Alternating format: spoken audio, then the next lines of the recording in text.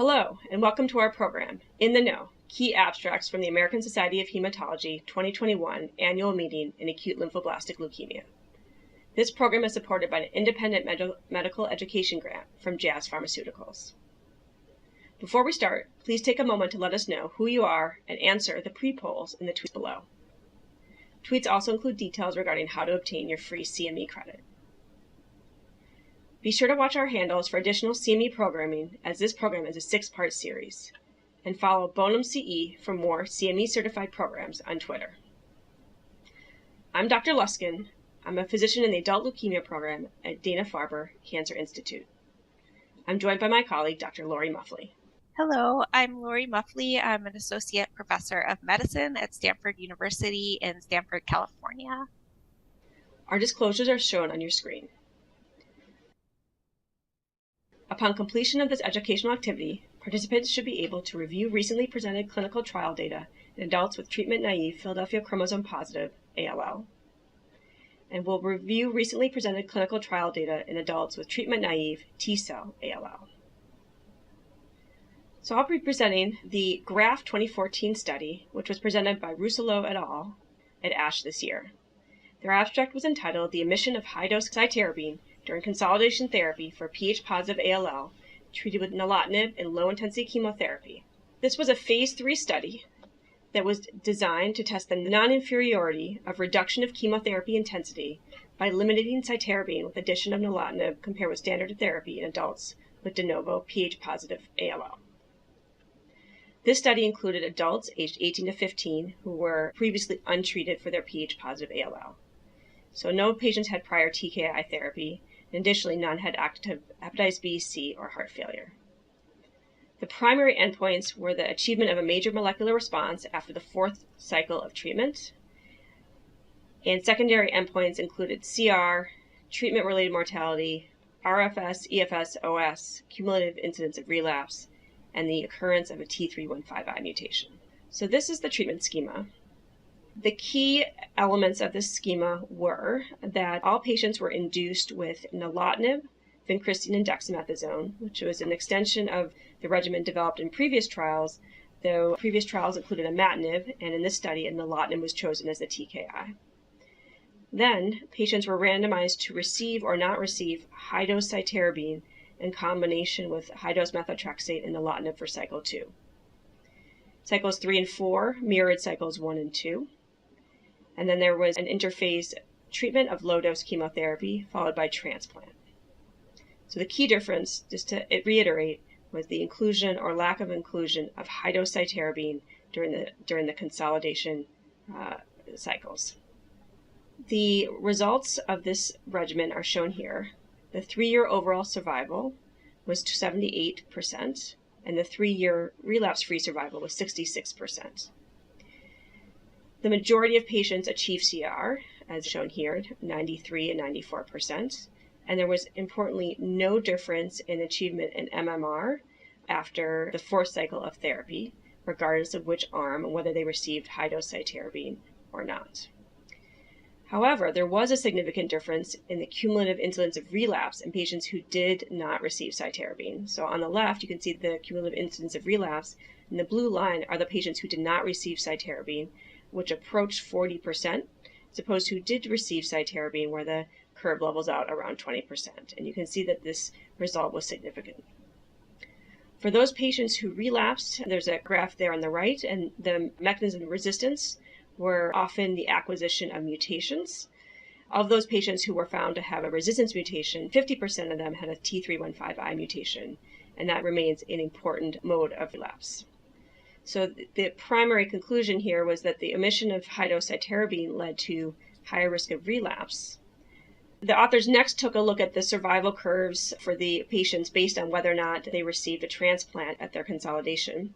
And they noted that one group had particularly poor outcomes, the patients who did not receive intensified chemotherapy and did not receive a transplant, whereas the curves for the other 3 groups all look approximately even. So the conclusions of this abstract are that complete response and major molecular response rates were comparable regardless of whether cytarabine was administered as consolidation before transplant. They also found that omitting cytarabine from a less intensive chemotherapy regimen, including nilotinib, was associated with a higher risk of relapse, and that those relapses were driven by multiple mechanisms, but included acquisition of T315I. They also found that omission of cytarabine was associated with a worse overall survival, particularly in those patients who did not receive transplant. So thanks for presenting the abstract. Those data, I think, confirm other similar data we've seen showing second-generation TKIs with the omission of intensive chemotherapy in Ph-positive ALL in adults. I'm curious, there's a lot of different TKI-based data now, and I'm curious sort of how you think about which TKI to choose in the frontline setting for adults with Ph-positive ALL.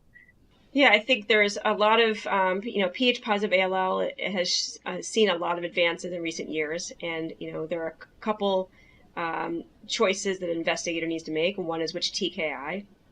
I think there's accumulating data that more potent second and third generation TKIs result in more frequent and deeper remissions. And so my choice is typically to use a more potent TKI. I think which one, it really depends on the patient, their age, comorbidities, and the context of the backbone regimen being chosen.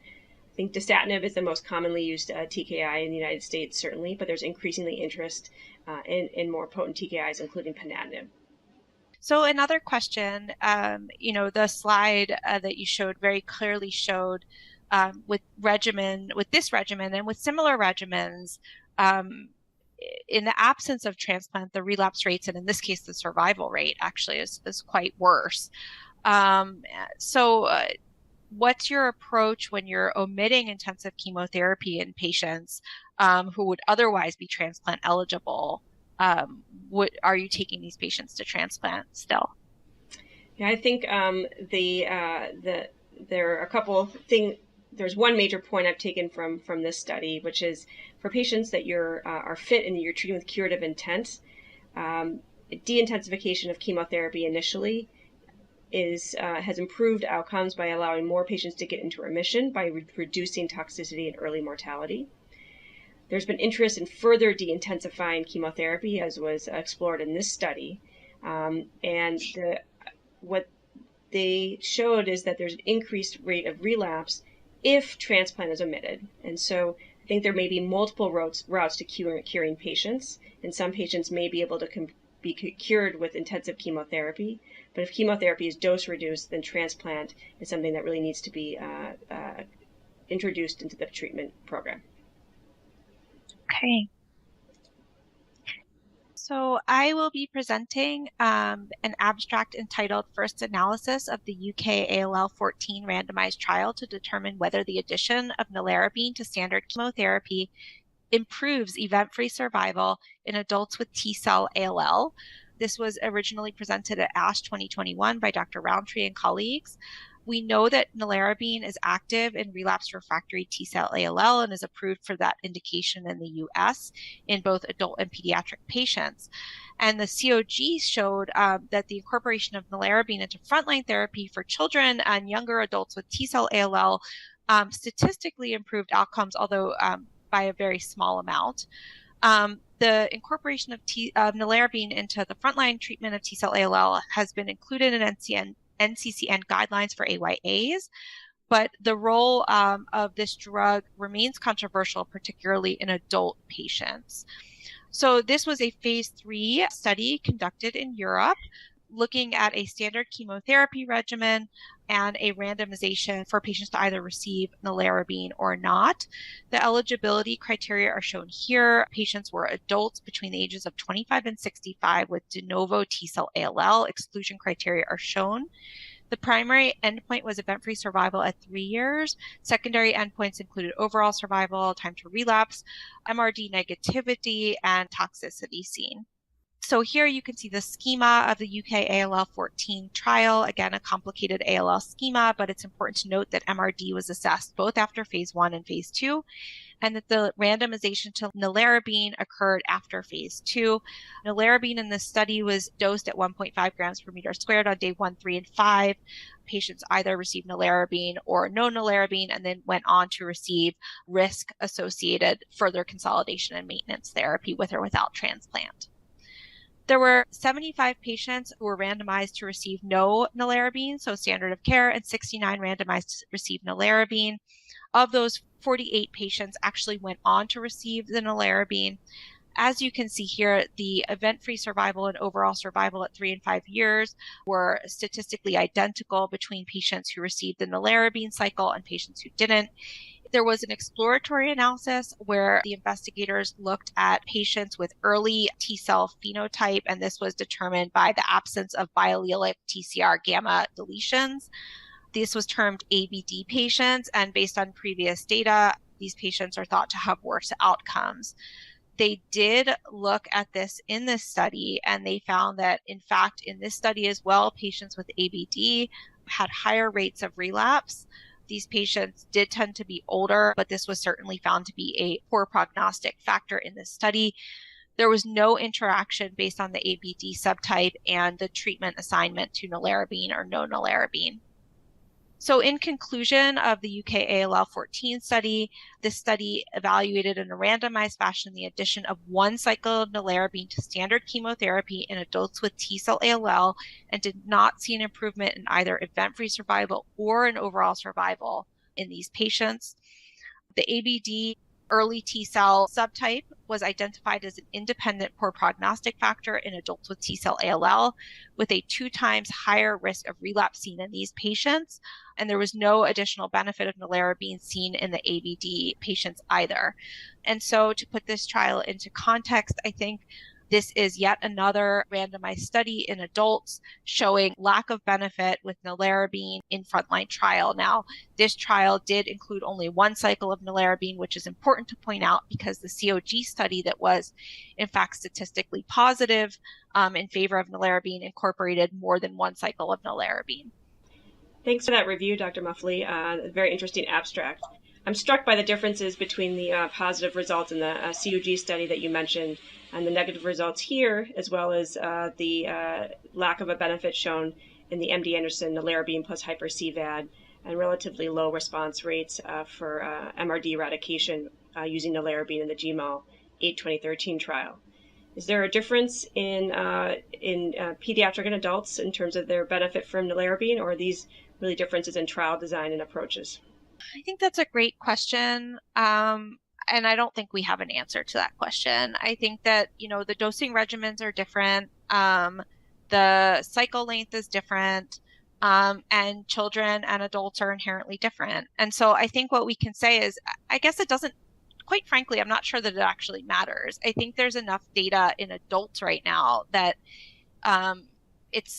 we don't have a justification to incorporate nelarabine in adult populations. I think, if a pediatric regimen is being used, I think the COG experience can be certainly extrapolated to AYAs. And actually that trial did go up to age 30. But I think if we're using our standard adult regimens, I don't think that there's really any positive data now to support the use of nelarabine. So I think really it's limited in terms of incorporation to the pediatric AYA regimens and populations at this time. Thank you so much for joining us today. Please make sure to claim your CME credits by completing the post-test and evaluation at the link on the screen. And make sure to follow @Bonum CE on Twitter to stay tuned for more ALL content.